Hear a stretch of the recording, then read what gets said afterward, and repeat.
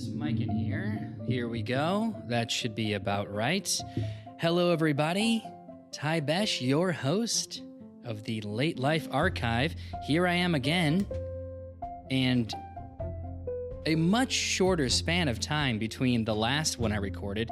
Thankfully, it feels good to be back so soon with I believe this is the 9th episode? I hope I'm correct. Actually, I don't know. I'm going to go to the podcast section. Lauren was episode 8. Okay. Hello. We are on episode 9, which I, of course, knew that because this is my podcast. Welcome to episode 9. We are so close to episode 10, where I'm going to make an announcement about what's been happening for the first 10 episodes of this and where it will go. Thus, henceforth forward. I was at the Renaissance Festival recently. A little bit of that is hanging around in my head, and I am not happy about that.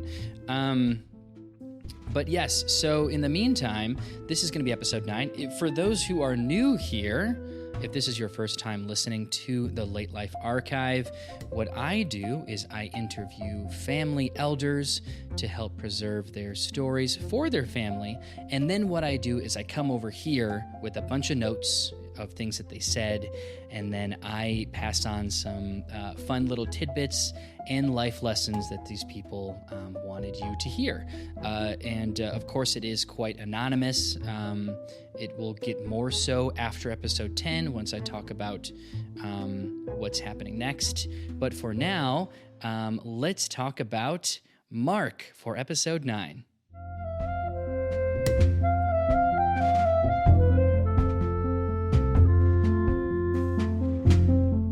So, Mark is a homebody. I think he has traveled a few times, from what I've gathered, in his life abroad. I think he has covered a lot of the United States, whether it be road trips or different small vacations.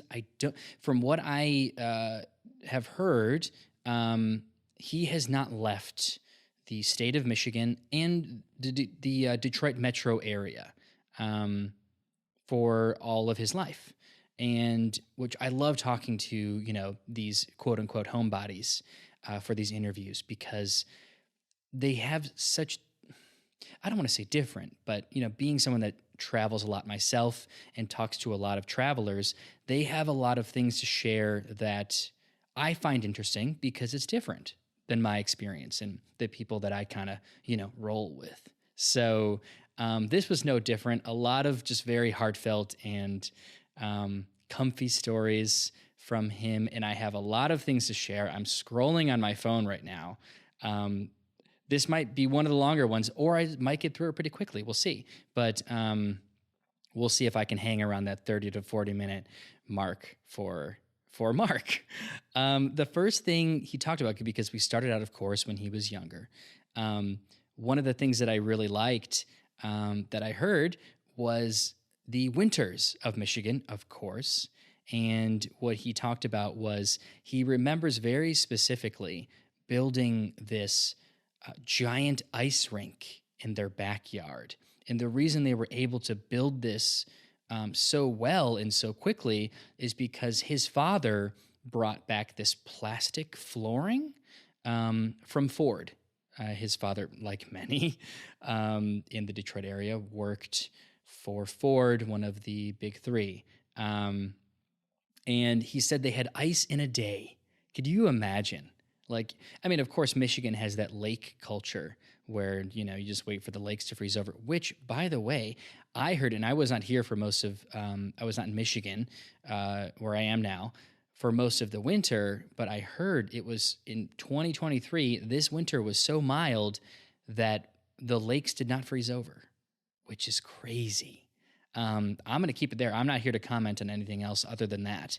But that is pretty wild.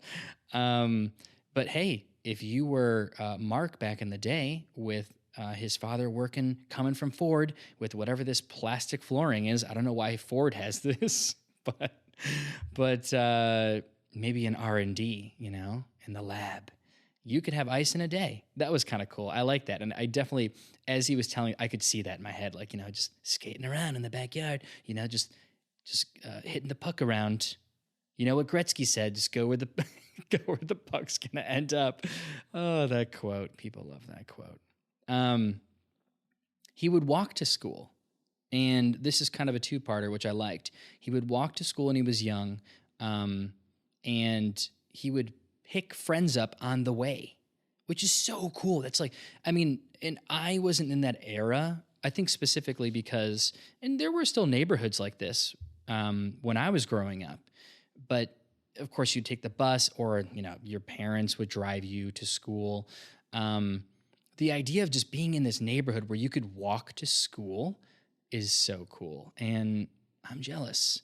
And so on top of that as well, though, he worked for the Livonia Observer, and he was on the paper route. So what he would have to do, it was a free paper, and so he would have to throw it, to every house from his bicycle.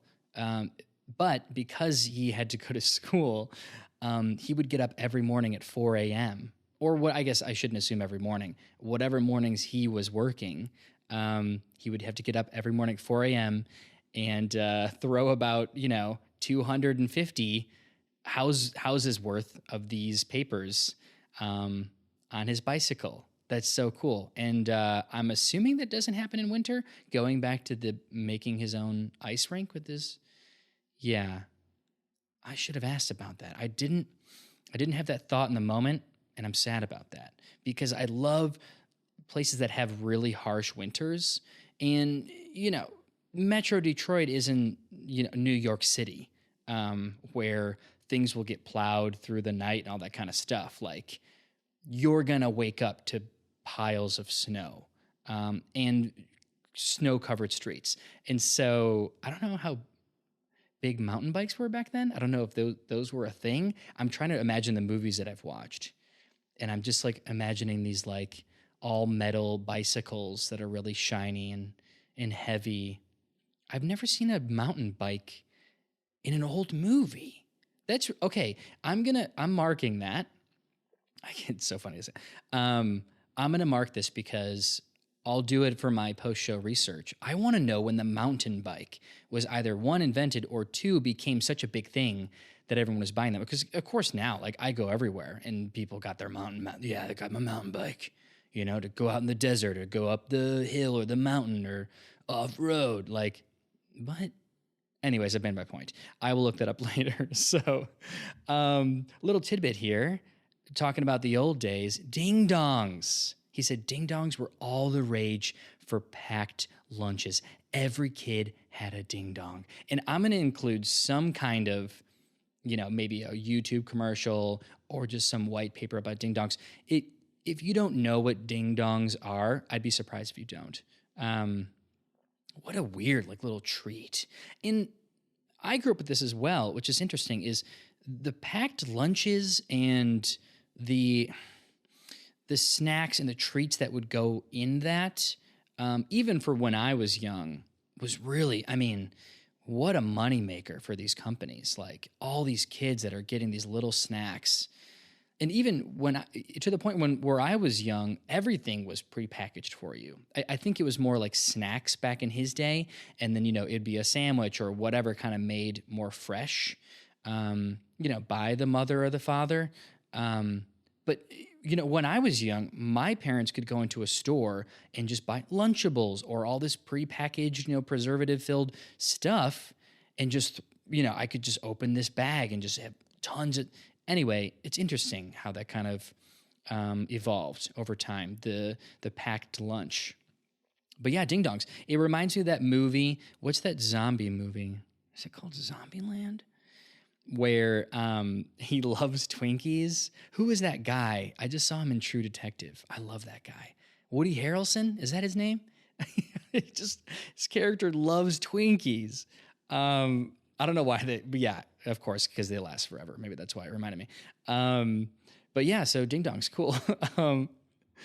Typical, and I'm lucky that I experienced this as well. I think I was, we were the last kind of generation to experience this.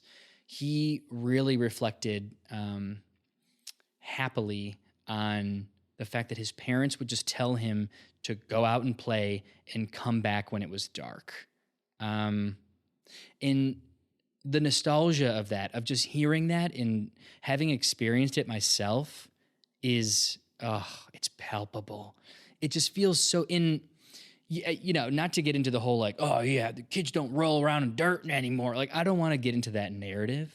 There is something to like having a crazy amount of freedom because of some sense of like safety.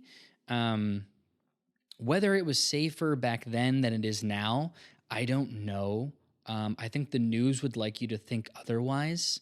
I have a feeling that kids would be okay, though, going out in neighborhoods and wandering around amongst themselves. But he said he loved it. I loved it as a kid as well. And I can only imagine what he was doing in Metro Detroit with all these kids, probably the same friends he would pick up on the way to school after throwing 250 houses worth of free newspapers. Oh, man. I'm kind of thinking like, obviously, this is probably before high school. Well, obviously. And I'm just thinking back to Dazed and Confused. I just watched that recently. Highly suggest, if you haven't seen it, if you haven't seen it recently, because it's just that good. And we all know it's that good. But this is early Richard Linklater that I think people forget is early Richard Linklater. We're talking about the guy that did Before Sunrise, Before Sunset, Before Midnight. Oh, I put it in the wrong order. Anyways, the trilogy that I and many others adore. This guy wrote Dazed and Confused, which is just on a whole other level. And it is so much fun to watch, and it's timeless. And this is around that era, where like everyone's driving nice, fast cars and smoking dope and listening to good music. Like, those were the days. And he did grow up with that. We didn't talk about that much, but that was the era. Which, man, I can only imagine. I mean, for me in high school, it was still a vibe. Like, of course, I was listening to that stuff, but we had the emo rock and like the very specific genre of rock music that was coming out, at that time. And yeah, I drove a '97 Thunderbird for my first car. I blacked it out. That was fun. I forgot his name. Something Hanson from my school. I should thank him publicly on this podcast. He was experienced with like, doing the taillight and headlight blackout spray in his garage. And so he helped me with the Thunderbird, and that thing turned out so well. No drippage. And that's what you have to worry about with that kind of stuff. Not to go too much on a tangent, but when you're, painting anything, it's especially something that's plastic, like a taillight or a headlight, you got to be careful not to let it drip. And it's a very specific temperature, and it's a very specific application process anyway. High school for me was a vibe for sure, just not like that. It was not, we all wanted to be in those kind of days. And I remember I went to a public high school, and these kids, I was like, man, this is such a wannabe Dazed and Confused thing. Like, people getting high before school and like not caring about class and like, skipping class, but also people that could get high and play sports. That was so impressive. I never tried it, but I always wanted to. Anyway, yeah, the good old days. I don't think people do that anymore. I hope they do. You just don't hear about that anymore because of the fear-based society we live in now. Such a bummer.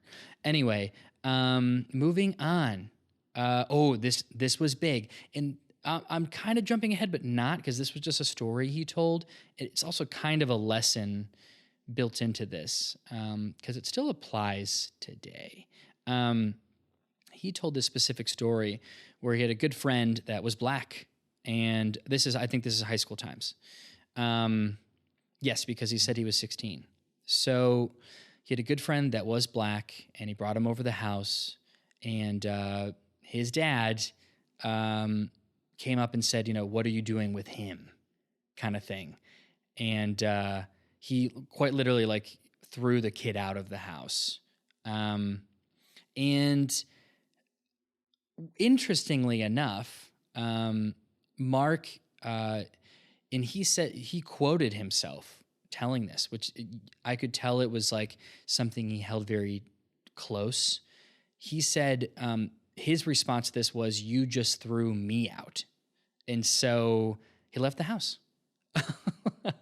At 16 years old, he moved out. And then the story gets a little bit better. Got an apartment above an auto parts store on Grand River and Middle Belt. I mean, I'm trying to picture, for all of those who are familiar with Detroit Metro, and then, of course, you could Google map Grand River and Middle Belt.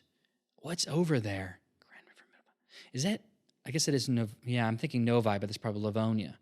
I don't know. It's so cool, though. Like living above an auto parts store. I mean, I think it would be fine because during the day you're gone, right? Especially if you're like high school going into college. So I don't see how that would be a problem, but quite loud and stinky, right? Oil burning. Anyway, it just sounds cool. I don't think I would do it, but it does sound cool.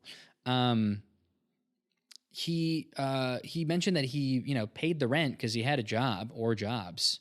And so the landlord didn't care, like that this 16-year-old kid was renting his apartment. And he did mention that he was a larger kid for his age. So there was that as well. I think one of the things he also mentioned, I didn't write this down, but I remember him saying he got a job at Ace Hardware before he was legally allowed to work because he was so large. And things were probably less stringent and checked back then. So I do remember him saying that, which is kind of cool. Ace Hardware. Look at them now. One of the jobs he also talked about was Zuckin's Rib Shack, or Zukin's. I'll link this in the description so you guys can check it out. I looked it up after this. They're around. They're kicking. They got multiple locations, two from what I could tell on Google Maps, and thousands of positive reviews, over 4 stars for both locations. Wow. Zuckins, either or, this Rib Shack place is killing it. And he said he was a delivery driver for this Rib Shack. And once in a while, he would help the owner make pizzas. And he was saying one time he decided to experiment when it was, a slow weekend. And he said he tried mixing it with water-cooled beer, something like this. Well, I'll talk through it and see what happens.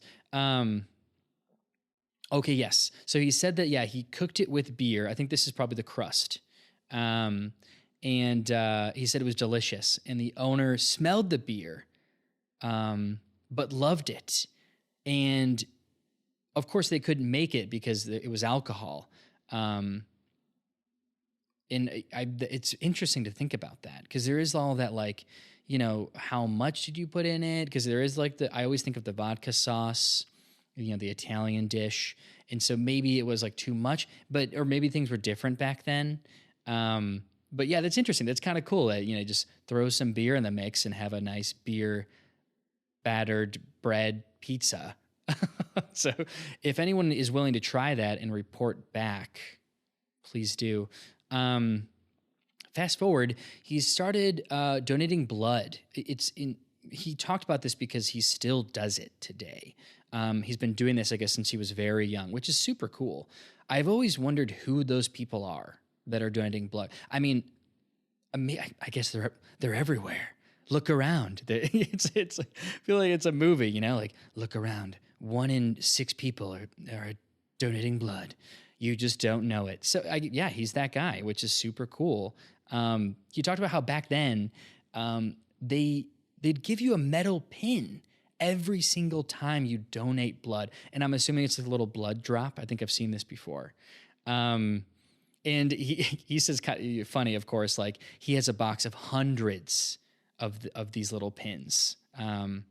And they don't hand them out today. Maybe they do on special occasions, but not every single time you go in to donate blood.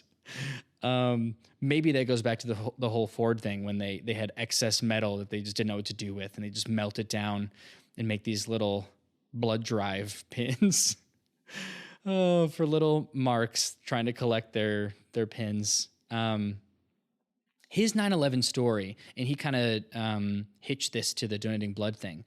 He said his 9/11 story was they did a special pin series where if you went in to donate blood at least 4 times, on the 5th time, you would have basically collected this special 9/11 pin set, which would make the towers. And so, encouraging people to donate more blood at that time, or incentive to donate blood, which is super cool. And that it feels like so long ago.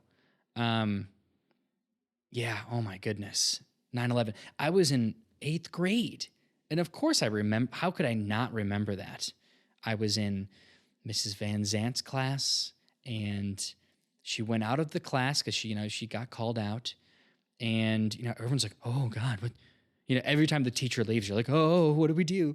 And she comes back in, and she just turns on the TV, and we're these 8th grade kids. No, I'm sorry. Whoa, I jumped way ahead. I was in 6th grade. Okay, yeah, that makes way more sense. I was like, I was definitely not old enough to be watching. I was in 6th grade. And she didn't say anything from what I remember. I'll have to double check that with my friends. And we just watched the news. And it's such a weird thing for my generation to talk about is, anyone from like 5th grade to 8th grade, or, when you're still in primary school and you're basically made to watch this. Oh man, I don't know. I don't think about it often. I don't know if that's affected me or not, but that is freaking crazy, man, to just see these planes and just like of course, like back then the cameras got everything. They got everything. And so, yeah, I don't know. That is very wild. But, a lighter side to the story of 9/11 is I'm glad that he donated a ton of blood and got some pins for it. After this, and I put this in quotes to remind me because I was so happy. The quotation is, "Here's a story I didn't put down." Because what Mark did before this interview, which was quite impressive, but also I was a bit worried about it, was he spent, I don't want to know how long, but he handed me 4 or so or more pages, front and back, printed of things in his life that he wanted, that he could talk about, and basically kind of like a timeline of his life. And that hasn't happened to me before. I won't say it won't happen again. But I was like, oh man, I don't usually do this with these interviews. Like we're having a conversation and I'm seeing where it goes. And it usually goes into very fruitful directions, as you've heard in the past 9 episodes. But I was glad that in this moment, we finally truly got away from the script, because I'm sure it is impressive, and I had nothing against it. But I feel like in some ways, I could tell okay, maybe he kind of rehearsed some of this, or I don't know. And so I was glad that we were just talking, and we got to the point where I was reminding him and he was reminding himself of things that weren't on the paper. And that is so important to me. I've mentioned this, I feel like every episode it's about reconnecting those things in your brain, making those connections again that you didn't even realize were there. Even when you think about it, you don't make the connections. You have to be talking through it. And I love that. And so we got there. And so he said, here's a story I didn't put down. He was talking about how he was on the cusp of the 2D, 3D, 4D computer design track. And he got into this massive computer design for company advertising printing, because everything was printed back then, brochures and whatever, all that kind of advertisements. He said back then it took hours to design things in space. So the ideas of these Quark Express programs, and this is before Adobe. I think Quirk is like not Adobe. Yeah, this is before Adobe, where everything was like lines of code, and so you couldn't just move things willy nilly around in space. It was all lines of code that was like, here's what it's on this line, and then space, and then here's what's on this line, and so I would imagine if you make a mistake, you have to go back through all of these lines of code to fix something. If something breaks, or if the spacing is wrong, or if something's spelled wrong, or if it doesn't look right. Anyway, that's crazy. And of course, he was like, there was no Photoshop. Like, I mean, I remember when there wasn't Photoshop, and I remember when there was, but also, I can't imagine nowadays, like the things that we can do on our phones, let alone, Adobe Suite and all of this stuff, all these creative programs. Wild. I mean, I'm sure he has such an appreciation for the technology boom and just the growth of the creative sector of technology. Like, yeah, the improvements, man, like I can only imagine what that's like. Speaking more about work, he said, which was kind of cool, he was a part of this space frame. There was like a boom in architecture for space frame design. And this is the kind of stuff like, and I'll link to this, you look at LAX, you look at Houston airports, that's the space frame design. You look up and you see these, like, it's kind of like Connects, like Connects, with the ball joints and the sticks that you would, you can plug into these things and make this like, a platform or whatever. And I guess like the design of this was obviously lightweight. It looks kind of cool, but it also it can support a ton of weight, rather than having to pour a huge cement, whatever, or these huge metal beams like going through buildings. Like, this space frame technology kind of revolutionized that. And he said he was a big part of that, which is kind of cool. He also worked for this company in Metro Detroit, which I did know about this kind of culture where there were a lot of people that came to Metro Detroit from India, the country of India, and they were a part of this kind of like tech boom back in Michigan a long time ago, before like the tech boom that we would all think about. And he talked about this company he worked for was one of the first companies to operate in both India and the US, so it could be open 24/7, and that, of course, that is so common now with customer support and like all these different, home offices and stuff like that. But you have to imagine back then, everything was so localized that to be a part of that boom must have been crazy, where you're like, oh, I can talk to, someone at my company at 2 a.m. in the morning and they're just chilling. Like, it's crazy. I don't know if that's a good or bad thing that, since then, of course, now everything has to just be like instantaneous. It always reminds me of at McDonald's. I remember I heard this and I don't know if it's true, and I'll have to do some research. McDonald's, I remember hearing when I was younger that, because they thought it was so cool, the double drive-thrus or the quadruple drive-thrus at McDonald's. They were like, yeah, the first person you hear, it isn't the person at that McDonald's. It's someone remotely just saying hello to you while wasting time so that people in the McDonald's can, keep working and keep, whatever, taking orders. And so I guess, that saves a ton of time, whatever it is, some odd seconds, which adds up to be a lot, of course. But it's stuff like that where it's just like, you never know who you're talking to and where they live now, which is really wild. So he talked about cars a lot.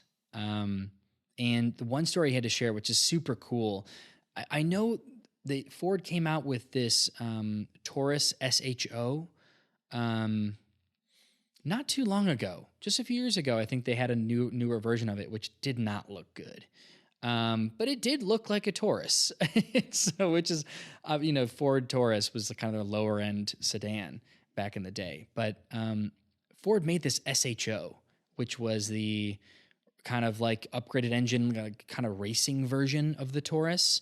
And he said that he knew a bunch of guys that built the Taurus SHO engine in Japan. And they were making it like 400 horsepower, which was not what you could get out of the box. Well, out of the box, like out of the dealership. And he was saying how Ford rejected it, saying that, no Taurus would ever beat a Mustang. Like, we're not going to bring these souped up Tauruses, SHOs over here. It's not a big deal. And then, of course, he gets a hold, through these connections of all of these original parts from Japan that, upgraded the engine. And so he did it. And, all he said was, I would burn through tires. Like he was, I don't know where he was doing this or when, like I'm not trying to get him in trouble. So, but that is crazy. And I didn't know that about, I guess I didn't know that Ford, it makes sense if you think about it. Like the Mustang, of course, had to be the fast car. It couldn't be the Taurus, especially because it looks so silly. This is dumb little boxy, whatever, bubbly thing, depending on the year. So, I mean, yeah, it gives the name to like the kidding cars where, the people that get the Honda Civics, more prevalently will just kid out their cars and make it crazy fast and just loud. It's kind of that culture, which Fast and Furious, if you haven't seen it, I suggest watching the first. I think 2 or 3 are very good. I don't remember when Tokyo Drift was. That was incredible. I highly suggest watching that. But yeah, it's really cool. And I know that they have a Taurus now. I just think it's just like kind of silly. And so we've arrived at the lessons portion of our lesson. I feel like I'm a teacher. And he had a few and they are good. And so I want to spend some time on them so it does them justice. The first thing he said was, your goals should not drive your life. Let life happen to you and don't give those things up because you want to accomplish your goals no matter what. I'm going to say this again. Your goals should not drive your life. Let life happen to you. I mean, immediately what I can think of with this, which is so important. And I see a lot of it now, maybe more than I used to, pre-pandemic. It seems like, and I don't know how this happened, it seems like people are working more than they used to. More, which we should be working less with all the technology and access to things we have. And I remember reading this in many places. People are working more, and that is not okay.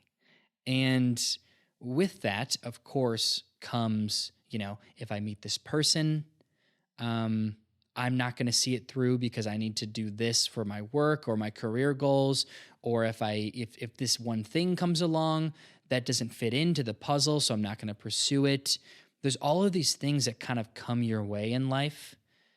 And especially when you're older, you're able to recognize those that did come through into your life. And whether or not you did something about it is a big deal. It becomes a big deal, especially later in life when you're like, right, that thing. I should have done something about it. And this is really cool. I like this one a lot. And when I heard it, I was like, like it hit me. I was like, damn, like, yeah, guilty. So that's a big one, and I definitely suggest that you sit with that. Another one. It takes a lot of time to change your bad habits and things that you got from your childhood, aka trauma, et cetera, et cetera. Take the time to work through them properly. And he talked about, and I'm glad he was so open, he talked about being critical helped him a lot with his work. Being so critical and detail-driven, that's great. But it destroyed his relationships. Yeah, like, right? Yes. And so I think everybody has that thing that they're struggling with. And you just got to keep working through it. You got to keep recognizing it. And that's all you can really do. And that's great. Another. He had a coming to Jesus moment later in his life. And he said, literally, that's how he found Christianity. All these things he had done and, in his younger life and in his, mid years or whatever, they all culminated to this thing that happened. And he was like, yeah, he found Christianity. And he believes that Jesus will come back in the next century. So I guess he's read the Bible many times, and is in a lot of these groups and hangs out at the church all the time and does the research and, okay, I don't want to get too much into this because we're at 36 minutes right now. I want to comment a little bit on it though, and not the religious aspect of it. I like this, and I think a lot of people have different versions of this, and that's what I like to recognize myself. Is it doesn't matter to me what religion you're into or not religion or beliefs that you have. They all kind of are at the same table, aren't they? And I've noticed this, and I like that because it's just human nature, and we're assigning different values to things, but at the same time, we're all like, okay, why are we here? Where did we come from? What are we supposed to be doing something here? And then of course, what's next? I think everyone has wondered that and or is still wondering that at some point in their life, right? Of course. And so I love this conversation. I could talk about it for hours. But the idea is, yeah, okay, is there a God? What does that mean? Are we just, this miracle of nature? Is there no meaning to any of it? Did it just happen, or is it on purpose? All this kind of stuff. I love that because it's fun to talk about. And it's like, unless something changes and gives us an actual answer, no, we don't know. And so I love that a lot. we don't know. And I'm okay with you having your assumptions or your beliefs because it's okay to hold on to something like that. And he followed that with his goal in life is to take as many people to heaven with him as possible. And that's great, right? If you really boil that down to what is he trying to do with this? He's trying to make sure that people are living a good life. Therefore, in his view, they will be accepted into heaven. This definition of heaven that he has through the Bible, which, don't get me wrong, what a great reason to just live a decent and kind life where you are of service to people and to the earth, and you're not, just messing things up for no reason. Because if there's no meaning to things, then it doesn't matter. And you can say that about a lot of things. So that's a lot deeper than I thought this was going to end. But yes, it is ending. And it was so nice to have, I think this was a 3.5 hour conversation with Mark. And we did not take a break. And there are times when I will take a break with people, which I enjoy. Like, hey, let's take a break. Let's get a drink. Let's have some tea, or let's have a snack. But this just went straight through because he had a lot to say, and it was an engaging conversation, and I was happy to be there. So that is Mark, the Ford plastic flooring ice rink man, who has been a homebody, and he's seen a lot of things around the world, but also especially here at home in Metro Detroit. I'm glad that the Rib Shack is still open. I might have to go check that out. Thank you so much for listening. I'll see you next time.